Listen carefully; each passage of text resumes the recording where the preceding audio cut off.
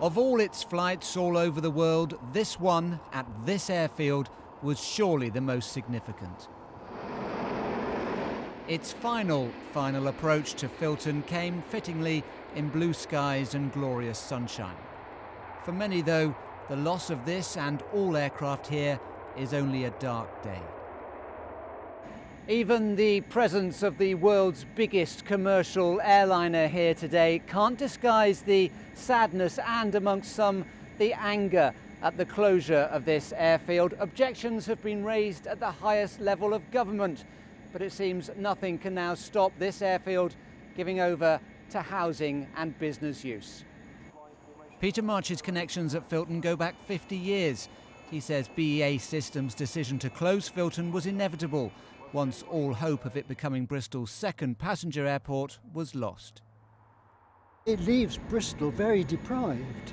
There isn't the space anywhere within 35 miles now to use as a base or as a route into Bristol. So trade in Bristol will be the poorer.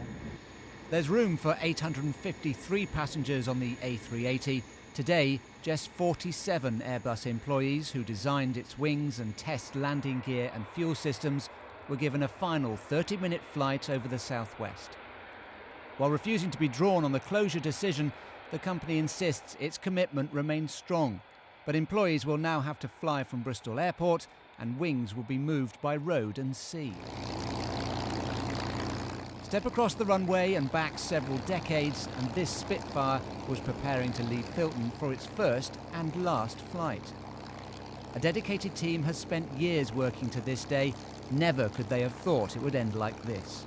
There's been a lot of burning the midnight oil lately, but we've had a bit of a deadline with the airfield shutting, but it looks as if we've just about got through with the skin of our teeth.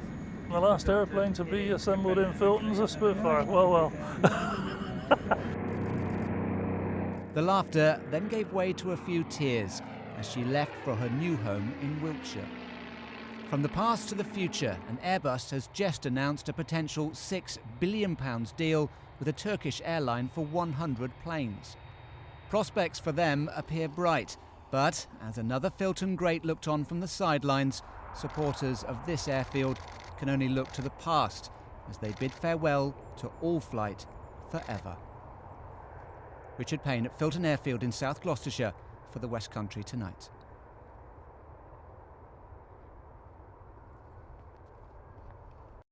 The Bristol Brima bomber. Seems incredible anybody would want to endanger their lives in the skies in this triplane.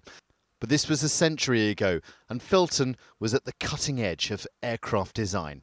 This footage was discovered by documentary maker Andy Warren. Much of it has been unseen. I mean, we've actually got moving footage from 1915 on here of some of the very early Bristol types of aircraft, the fighter in particular, and the Brima, which was an aircraft designed to bomb Berlin in 1916. In fact, the Brima never entered RAF service, and one was later adapted as a passenger aircraft. On to the next war, and Filton also built Blenheim Bombers. This rare footage from 1943 shows them on a mission. Notice the extended noses. That housed the plane's radar system.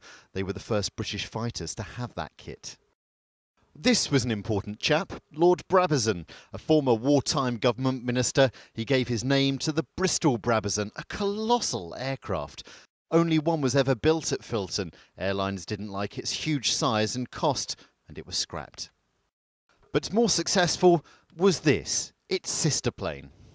The Britannia was significant because, of course, all those years ago, a transatlantic crossing, it was almost impossible. And the Britannia was the first aircraft, the stretch version, the 300 series, took 100 people across the Atlantic, both ways non-stop. And it was the only aircraft at that time that could do that. Filton heralded the supersonic age. In 1964, there was this test plane called the Small Concorde. It was built to research what shape the wings should be. Concorde 002 is clear takeoff, and good luck, sir.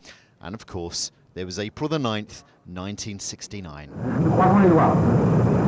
It's 16mm footage that existed from the time of 002.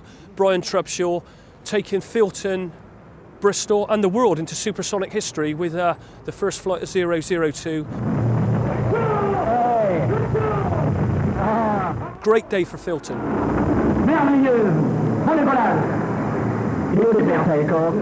Mr. Warren's film will be released next year. Filton will close this month, bringing to an end a long and important chapter in the history of aviation.